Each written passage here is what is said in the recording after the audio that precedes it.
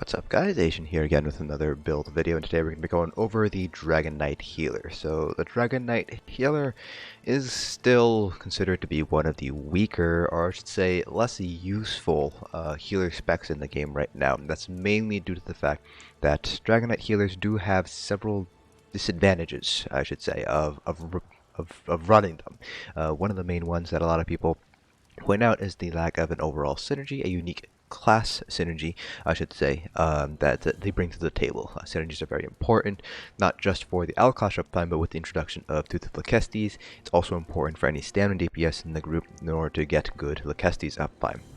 In addition, Dragonknight healers just kind of lack an overall good burst heal, I should say, good targeted burst heal. While not Flames of Oblivion, Cauterize is a smart heal now, and Stone Giant is a nice burst heal. Both of them are not necessarily what I would necessarily call reliable or targeted burst heals, so they're kind of lacking a little bit there in the burst heal department, and the lack of a unique class synergy really hurts them in the overall utility and sort of how they stand as a healer.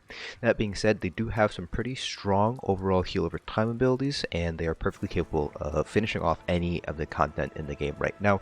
You just need to work a little bit harder to get accepted into sort of the more high-end groups.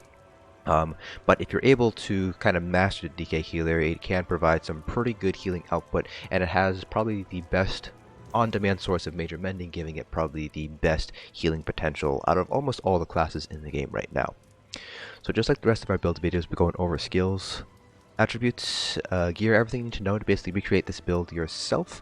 Now, as a support role, you do need to have access to a lot of different gear sets. You do need to be able to run several different skills as well. So we'll be going over all these different gear sets, when you would use them, why you would use them, and kind of the same thing with skills as well. And then, because we're a support role, we don't really have a parse per se, so instead I'll be talking about the philosophy of healing, how healing kind of differs a little bit from other MMOs perhaps, how DK healers play a little bit differently from other classes, and then I'll kind of give you guys a little kind of closing thoughts as to how healers should be played here. With all that said and done, let's go ahead and get started here first with our gear. So again, this is just one of many different gear combinations. You want to have a lot of different sets on hand depending on the specific trial you're running and what your other healer is running to if you're in 12-man content. So starting off here first with our Marsh Helm set, we're going with Symphony of Blades. Symphony of Blades comes from Depths of Maltars, who do not have access to the Resto DLC to grab this set. Definitely one of the strongest support sets in the game right now for healers and tanks. So when you heal an ally who's under 50% of their primary resource, you grant them Meridia's Favor, restoring 23-25 magic or stamina, whichever is higher, every 1 second for 6 seconds. This effect can occur every 18 seconds. Now, you cannot activate this on yourself, it can only be activated on somebody else. But if you go ahead and take all that resources out, if you can proc this on cooldown, it ends up being 775 resources returned per second, which is an incredible amount of resources returned. In terms of combat regeneration, that is almost 100, I think that's slightly over 1500 magicka or stamina regen. So incredibly strong Monster Helm set to use here.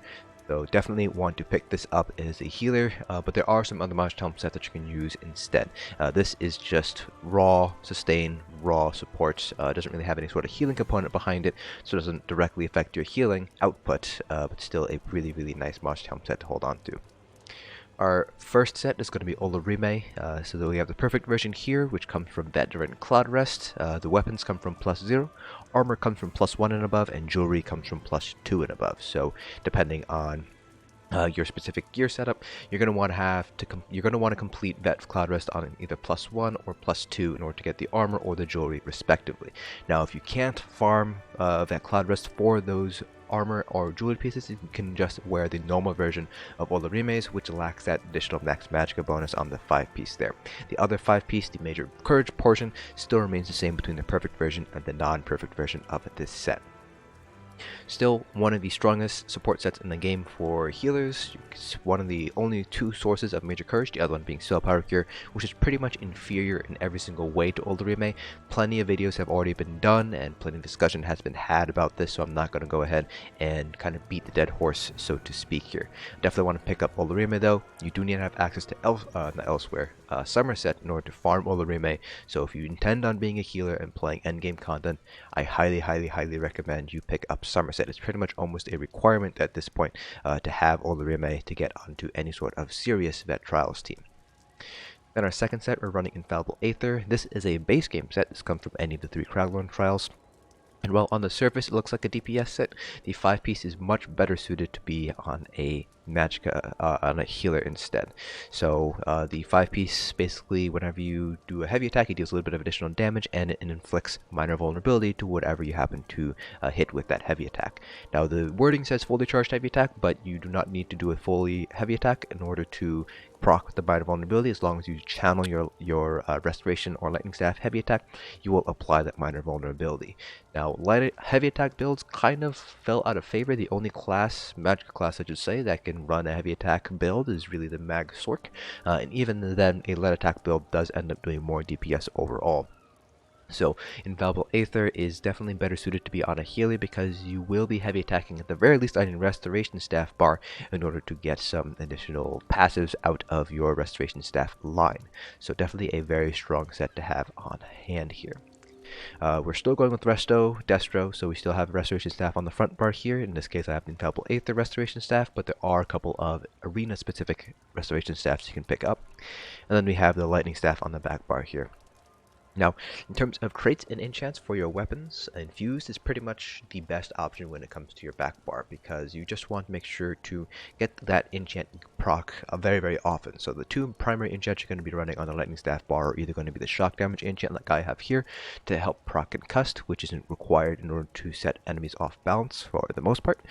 So definitely want to have that proc more often to get more concussed uptime. Concussed also inflicts minor vulnerability as well as a secondary side effect, so just improves your overall minor vulnerability uptime. The other enchant is going to be the Crusher enchant. So the Crusher enchant has kind of seen its way kind of float between the tanks and the healers depending on the specific group. So if healers in your group are running Crusher, then you're going to want to have this on your back bar because it can proc off of Blockade. And then obviously you want the Infused for the stronger enchant effect as well as the reduction in cooldown. For your front bar, you have a few options when it comes to traits and enchants. So I like Powered just to give me raw healing output, but you have a couple of other options. You can go with Infused to get a stronger enchant. You can go with Defending for more survivability. If you want to split yourself between DPS and healing, Nirnhone's a pretty decent option as well, which boosts your spell damage, which gives you both healing and DPS compared to Power, which only affects healing. In terms of enchants, you also have several options. So you can go with the Weapon Damage enchant like I have here for some additional spell damage, which improves your healing output. Absorb magic if you need a sustain, and as a DK healer you probably want to get as much sustain as you possibly can, because Dragonknights do, typically speaking, have worse sustain than other classes. You could also go with a Crusher enchant if you're running an Infused front bar, or even a Shock enchant if you're also running an Infused front bar. So plenty of different options there when it comes to enchants on your front bar. Now for jewelry, there's pretty much 2 options when it comes to jewelry. If you want max resources, which indirectly improves sustain with higher resource pools, as well as improving your overall healing strength, Arcane is the way to go. Most healers are running Arcane. However, there is an argument to be made for Infused as well, which improves your potency of your enchants. So you can go with either option there. Now, when it comes to enchants, you have 2 main options and a third sort of option there if you want to be an Argonian healer. So you have the magicka regen glyph, which just improves overall regen, and then you have spell damage glyphs, which improves spell damage, which improves your healing output. The third glyph that I've seen used mostly on Argonian healers, and even then it's not very common that you see it, is going to be potion cooldown glyphs. The reason why you see it being used on Argonian healers is because Argonians get 4,000 magicka health and stamina back whenever they drink a potion, and so having the potion cooldown glyphs allows you to drink more potions, which gives you better sustain overall. It's still going to be a strong option even if you aren't an Argonian, but a lot of healers prefer this to max resources from Arcane or the stronger enchants from Infused. In terms of armor traits and enchants, pretty much max magicka on your small pieces with divines, and then infused on your large pieces with prismatics is one of the few options you have. You can also go with Divines on the large pieces if you would like. Pretty much all healers are running prismatics on the very least their large pieces. Some of them also run them on the small pieces, but a lot of healers are also running max magic on the small pieces to help maximize your overall magicka pools. And again, infused divines on your large pieces. It really depends on kind of what you're going for here. Typically speaking, you will definitely 3 to 4 divines like I have here is perfectly fine. Your mana stone is okay. If you want to get some more out of your mana, you can obviously go with divines on your large pieces there. Moving on to other sets that you want to have on hand, we're going to kind of go through these in somewhat alphabetical order, so just bear with me while I try to find all the sets. Starting off with dungeon sets, you have a few sets you want to farm for. The first one's going to be Sanctuary. This is a base game set from Banished Cells. Not particularly strong overall as a healer set, and that's mainly because the 5-piece is not very useful. So it increases your healing received by 12% for you and up to 11 group members within 10 meters of you. So the first thing is, it pretty much works in a fairly small radius. It's only a 10-meter radius, which is not all that large if you want to compare it to something like Eben, which affects 28 meters. The main reason why Sanctuary is not particularly strong is the fact that it's actually quite easy to overheal in ESO. So overhealing is basically when you heal for more than the damage you need to heal for. So if someone is missing 5,000 health and you manage to heal for 8,000, you heal for the 5,000 health, but then the extra 3,000 healing is pretty much wasted. Overhealing is not necessarily a bad thing, but it's due to the fact that it's so easy to basically get those overheals, to get very powerful heals. Adding in additional healing received bonuses is not very useful in most cases, especially as a set bonus. There are other set bonuses that provide more utility to the group than Sanctuary. That being said, though, Sanctuary has found its way into a couple of setups, mainly in progression style guilds and fights. So for example, in Cloud Rest, usually you'll have either a tank or a healer run Sanctuary to help combat Baneful Mark and Execute. For the Kestis hard mode, to help deal with the ice prisons, sometimes a tank or the healer who's healing ice prisons is wearing Sanctuary. So definitely a set that you want to get, but it only has very limited uses.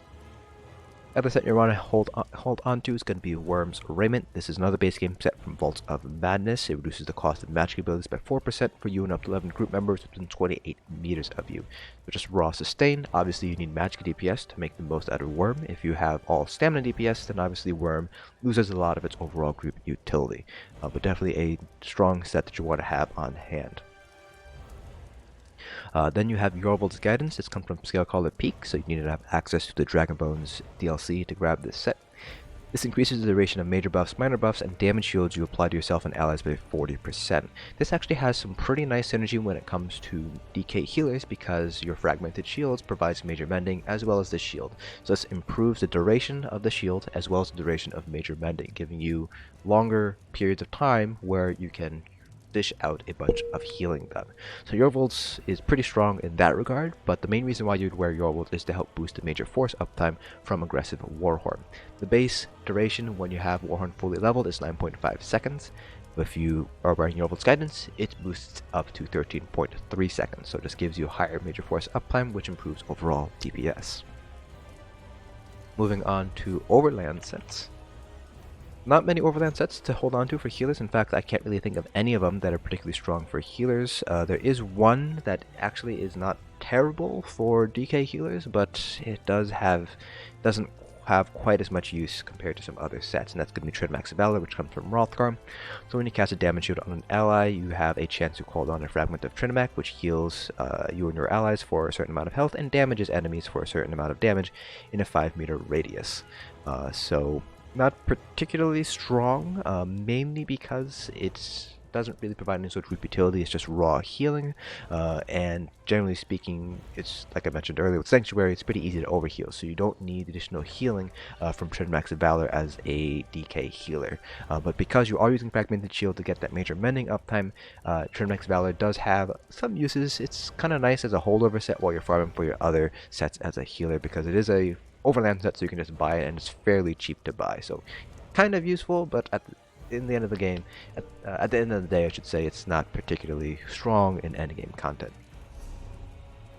In terms of trial sets, there is one trial sets that you're going to want to hold on to here. That's going to be Eye of Navintas. So this comes from Sunspire, so this is one of the new light armor sets here. So when an ally activates one of your synergies, you and your ally who activated a synergy get 12% cost reduction for all non-ultimate abilities for 3 seconds, and this effect can occur every 6 seconds per target. Not particularly strong on a DK because you don't have a unique class synergy, and it's not a particularly...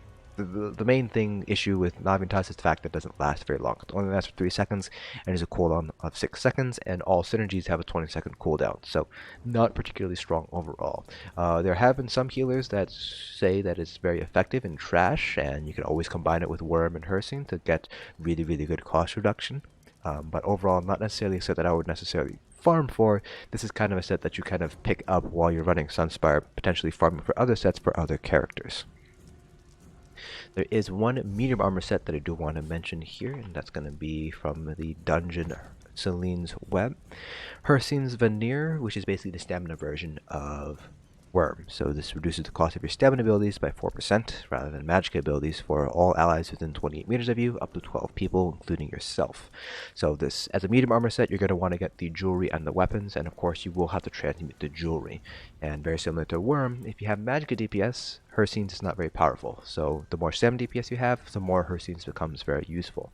So a lot of groups do want to try to run either all magicka or all stamina, depending on what trial you're running. So a lot of groups kind of split it either way, and so because stamina, generally speaking, has an easier time sustaining, most groups will end up going with Worm rather than Hersing. Also, the fact that Hersing does require a lot of transmute stones in order to get it in a good sort of traits, because it does come in medium jewelry, so robust jewelry. Usually speaking, you will not really see Hersing's used too much in progression guilds, where they are going to be using Worm more often. That being said, definitely want to pick up some Hersing's for any sort of guilds that has stamina DPS.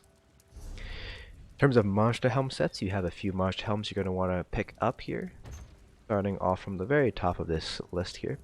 First one you're going to want to pick up is going to be Sentinel of Rkugamz. This comes from Darkshade Caverns 1, so a base game set here. When you heal somebody, you have a 10% chance to summon a Dormer Spider that heals for a certain amount of health and restores 524 stamina to you and all allies within 5 meters every second for 8 seconds. Very powerful when it comes to stamina DPS. Gives them a lot of sustain, and additional heal is always a nice addition there. So really, really strong in stamina heavy groups, but for magicka heavy groups, not particularly useful. I would still definitely farm for this set though, even if you're in a magicka heavy progression group, because eventually you will see a shift towards stamina DPS as you need higher and higher DPS, in which case Sentinel becomes more and more useful. Moving on, Troll King has some very, very limited uses. It's mainly used in Cloud Rest to combat Baneful Mark, as well as in Lakesti's hard mode to combat the Ice Prison healing debuff. That's mainly because healing recovery is not affected by Baneful Mark or the healing debuff from the Ice Prison. So very, very niche uses here. If you do intend on progressing through Cloud Rest +2 or hard mode, or Lakesti's hard mode, definitely pick up a set of Troll King. This is another base game set from Blessed Crucible. Next we have Bogdan the Nightflame. This comes from Elden Hollow 2, and is probably the best Monster Helm set when it comes to raw healing. So whenever you heal a friendly target, you have a chance to summon a totem for 6 seconds that heals you and your allies within 5 meters for a certain amount of health every second. And this is a pretty hefty amount of health here. So you can see here before buffs, it is almost 4,000 additional healing done. So pretty strong healing, and in fact the only Monster Helm that can probably match Bogdan when it comes to raw healing is going to be Earthgore, which has been nerfed, so Earthgore is not particularly strong any longer, and is not really seeing much use in endgame trials anymore. But Earthgore is definitely a set that you might want to have on hand here, so let me see if I can find Earthgore actually. So Earthgore comes from Bloodroot Forge, not quite as strong as it used to be because they did change it so it only affects one target rather than all targets within the area. Still a very strong burst heal, and it will always proc when you need it. It will never proc when you don't need it. So still situationally useful, mainly in places like Cloud Rest to help heal through Baneful Mark, but beyond that, not particularly strong and not very useful, just due to the fact that it only heals one person rather than all people within the area now. So that is pretty much it for all of the gear that you want to have on hand. Moving on now to our character sheet. I am a Dark Elf. Dark Elves are not really considered to be one of the best healing races, but they are a magically inclined race, so they are still pretty strong. It's a pretty decent option nonetheless. The two best races when it comes to healing are going to be Bretons and the Argonians. The Bretons get 2000 max magicka, 100 magicka regen, and they get 7% cost reduction to all magicka abilities, so really strong sustain there. Argonians, on the other hand, only get 1000 max magicka. They also get 1000 max health, which improves their overall survivability. I've already mentioned their 4000 magic health stamina back whenever they drink any potion. And then they get some additional healing done as well. So in terms of raw healing, Argonians do out-heal Bretons, but Bretons definitely out-sustain or have the potential to out-sustain Argonians. The other two racial options that are potentially good options, especially if you want to DPS on the side, are going to be Dark Elves and High Elves. Both races get 258 additional max magicka, or it's just 258 additional spell damage. Dark Elves get 1875 max magicka, the High Elves get 2000 max magicka. So if you want to do some DPS on the side, then Dark Elves and High Elves are definitely a better option when it comes to choosing your race here. The additional spell damage does give you some stronger heals as well. So if you want to do DPS on the side, High Elves and Dark Elves are going to be better than Bretons. For attributes, all points are going into magicka here. You can put a few points into health if you want some additional survivability, but it's not absolutely necessary here. You should be able to hit a good amount of health here as long as you're using prismatic enchant on your large pieces. If you're using prismatic across all your pieces, then you'll definitely be able to hit a decent amount of health, so you don't need to put any points into health here. Moving on to our Mundus Stone, we're going with the Trinimac. You can also go with the Ritual here. So my personal rule when it comes to spell damage versus magicka regen is to try to hit about 2000 on both before buffs. So you can see here I'm hitting 2461 magicka regen and 2070 spell damage. So if you're running the Trinimac, you can use more spell damage glyphs on your jewelry. Vice versa, if you're running the Ritual, you can run more regen glyphs on your jewelry instead. So this gives you a little bit of flexibility here. You can choose whichever Mundus fits your needs the most. DK healers in general do have lower sustain compared to other healer classes, so Trinimac is a pretty solid choice here. And then finally we're running Clockwork Citrus Fillet as our food here, which gives us max health, max magicka, and magicka regen. And the values here are bugged, so this is not the exact values here, but still a very strong option here, particularly if you have prismatic enchants to help offset the health reduction compared to running something like Orzgar's Red Frothgar instead. You can also run Witchmother's Potent Brew, which is a slightly weaker version of Clockwork Citrus Fillet, and then there's obviously Orzgar's Red Frothgar, which I just mentioned, which gives you just raw max health and magicka regen, so 5000 max health and 459 magicka regen. You don't get any additional max magicka with Orzgar's, so you don't get as much healing done. So Clockwork Citrus Fillet kind of gives you that nice balance between health, magicka, and magicka regen. You don't have to be a vampire if you don't want to, so Vampirism does give you some 10% additional magicka regen when you're stage 2. It also gives you some damage mitigation through the Undeath passive when you reach stage 3, but you do end up losing health regen and you do take more damage from fire. So it's kind of up to you whether you want to be a vampire or not. So a lot of healers don't need to be a vampire in order to sustain, so if you do need to help sustaining, consistently need to help sustaining, then Vampirism might be an option for you. Moving on to our skills, we're going to start off with our front bar, which is our Restoration Staff bar, and then we'll move to our back bar. And then we'll talk about the other arena staves, the restoration staves that affect the Restoration Staff abilities.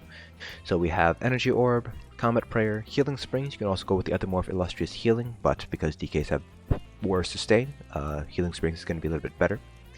Fragmented Shield, you don't want Igneous Shield because you want the additional Major Mending from the Fragmented Shield morph. Obsidian Shard as our burst heal. We'll talk a little bit about the weaknesses of running this as a burst heal. And then we have Replenishing Barrier here. Then on our back bar we have Elemental Drain, Cinder Storm, Blockade of Storms, Cauterize, Overflowing Altar, and Standard of Might. DK healers in general don't have quite as many flex spots as other healers do. You have Ellie Drain, which is arguably a flex spot because you only really need one healer to run it. And Overflowing Altar is another flex spot here. Then on the front bar, Obsidian Shard can also be a flex spot as well if you so desire, but the other four abilities here are not really flex spots here. Now, when it comes to other abilities here, first let's go ahead and talk about the Restoration Staff line, because I do want to talk about the arena weapons that affect the first four abilities. So we have Healing Springs or Illustrious Healing. This is combined with the Master's Restoration Staff. So let me see where it is. So the Master's Restoration Staff basically returns stamina on the first tick of either Morph, Healing Springs, or Illustrious Healing.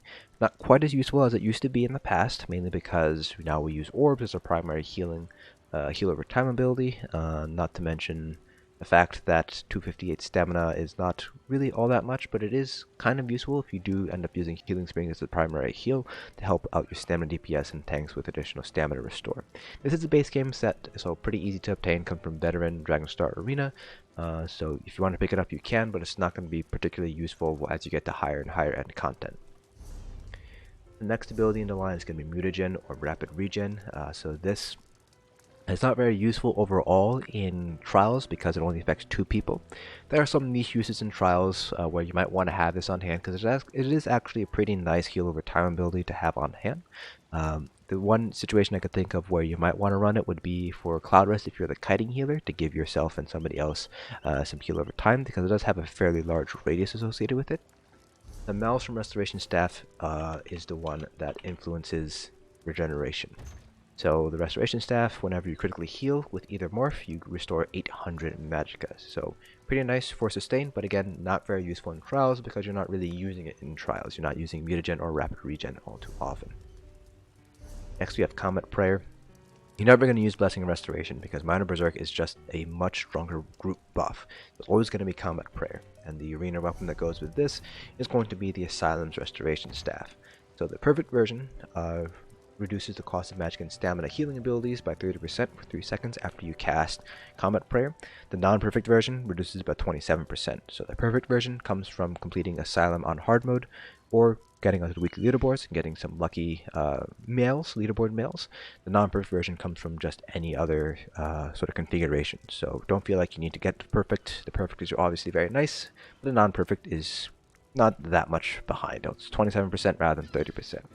Really strong arena staff here. It really helps out your overall sustain, which is pretty important for DK healers because they have pretty poor sustain.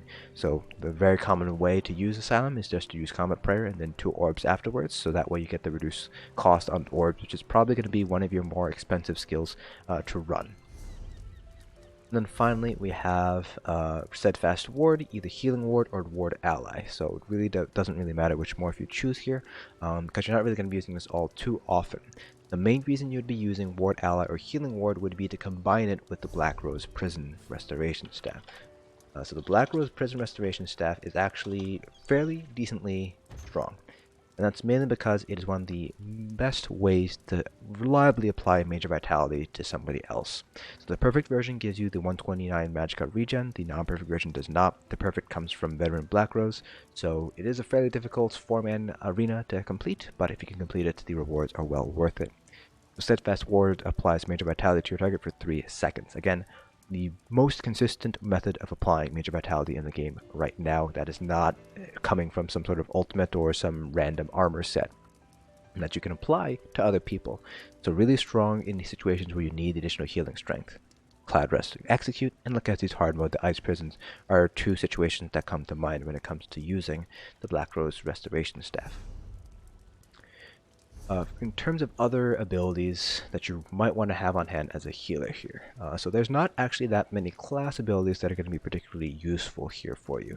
Deep Breath as sort of an AoE interrupt if you're able to get within that melee range, that 8-meter radius for it to work, but beyond that, not many other possibilities. Engulfing Flames if you're not running any DK tanks or if you want to free up a slot on your DK tanks, perhaps.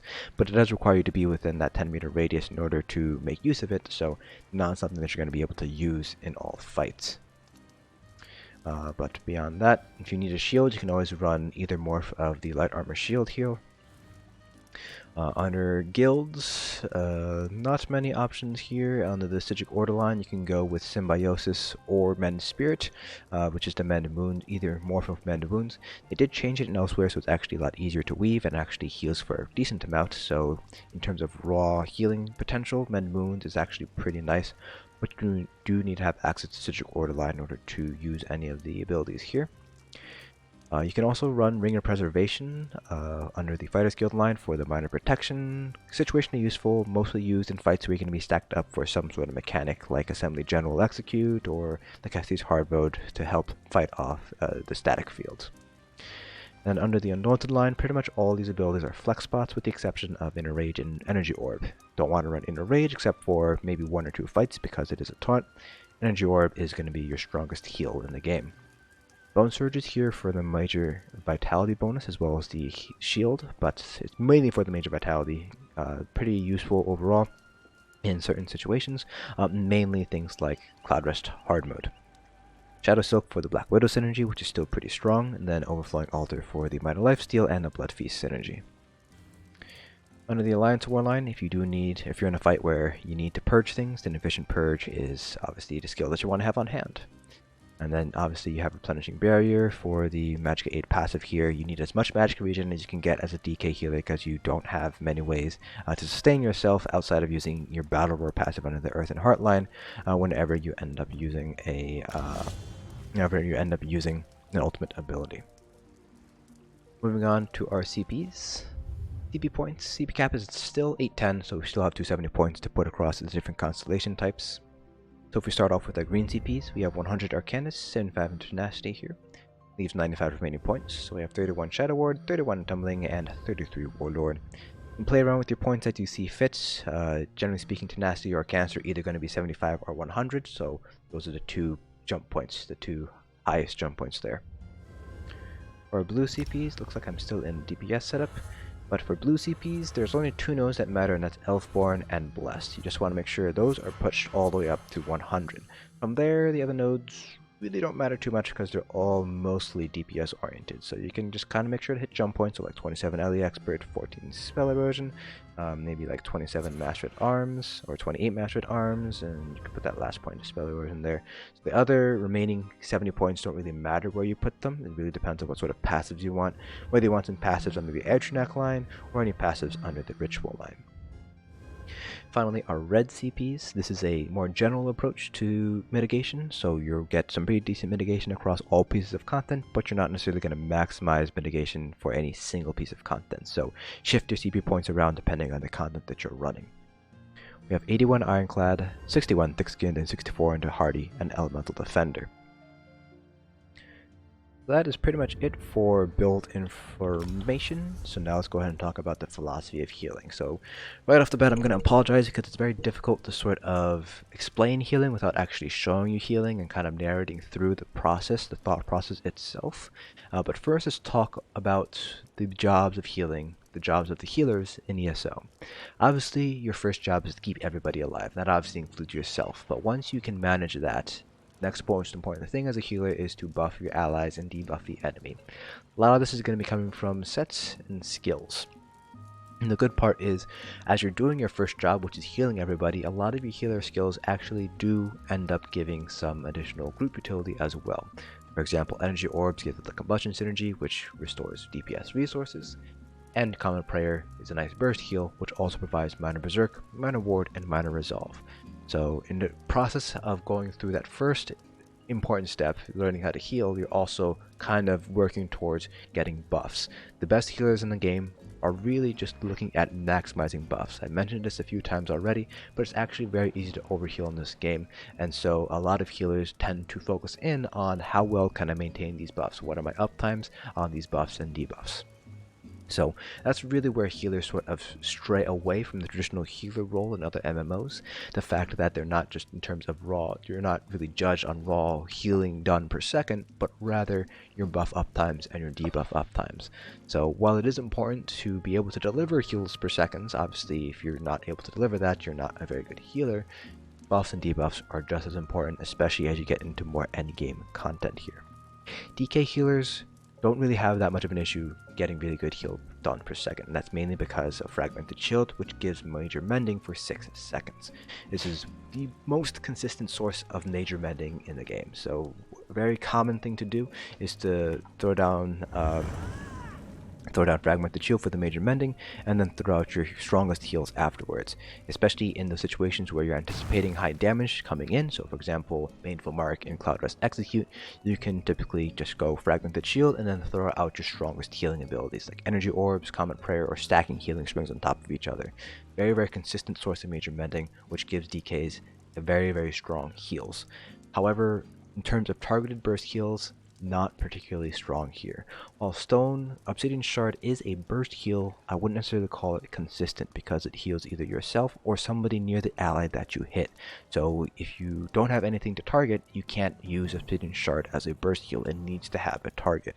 The other thing too is it heals somebody who is close by the enemy. I'm not 100% sure on the exact radius, but it's not going to heal somebody who's right next to you who's playing at ranged. So some severe limitations there when it comes to using Obsidian Shard as a burst heal. For stack and burn fights, sure, you can use Obsidian Shard, but if you don't have anything to target, it's not going to be useful. So, for example, when there's situations where the boss might be impossible to target, or you can't target the boss, you can't hit the boss for whatever reason, but there's still damage going out, then you don't really have a burst heal anymore in terms of Obsidian Shards. Now, Cauterize, on the other hand, is a burst heal, not a particularly strong burst heal, as you can see here, 4606 before Major Mending, before Vitality, things like that. So not really that great. It is a smart heal, so it will always hit the person who needs it the most, but it's not what I would necessarily say a good burst heal, because if you compare healing from Cauterize 4606 to something like Comet Prayer, which is 5260, there's really no reason to run Cauterize as a burst heal. There's no reason to spam it, I should say, as a burst heal, because you can just spam Comet Prayer instead. Now, the good thing with Cauterize is it's pretty much you use it and you forget about it. It basically heals, I believe it throws out 4 heals during the duration, one right when you cast it, one at 5 seconds, one at 10 seconds, and one at 15 seconds. So you can just sort of use it and you'll have that burst heal available to you as long as you keep it up. So that's the nice thing about it. It also has a much longer radius than Comet Prayer, but it's not necessarily not an ability I would necessarily rely on for a burst heal. So that's one of the main weaknesses of DK healers. No very consistent burst heals. But the heal over times are pretty good. Cinderstorm is a really nice heal over time. 1571 per second for 18 seconds before Major Mending, Vitality, and Minor Mending, and things like that. And really, the reason Dragonknights really shine as healers are the fact that it's very easy to get Major Mending up. Now, I do not know of any DK healers that stream Vet Trials contents. I will have in the description below links to 4 endgame healers, but they typically speaking do not use Dragonknight healers. While I sometimes Dragonknight heals just for funsies, it's not really all that serious, and I'm never going to bring a Dragonknight healer to something like Asylum +1. I'm never going to bring it to something like Sunspire hard mode or anything like that. So even if I do stream DK healer, it's not really going to be representative of what you would experience in true endgame trials. But nonetheless, feel free to ask the 4 healers that I have in the description below: Sophie, Tabata, Heals the Feels, and Style Anima, for any sort of opinions on DK healers and how to approach building a healer yourself. So that's going to be it for this video. If you guys have any questions about the build, please feel free to comment below.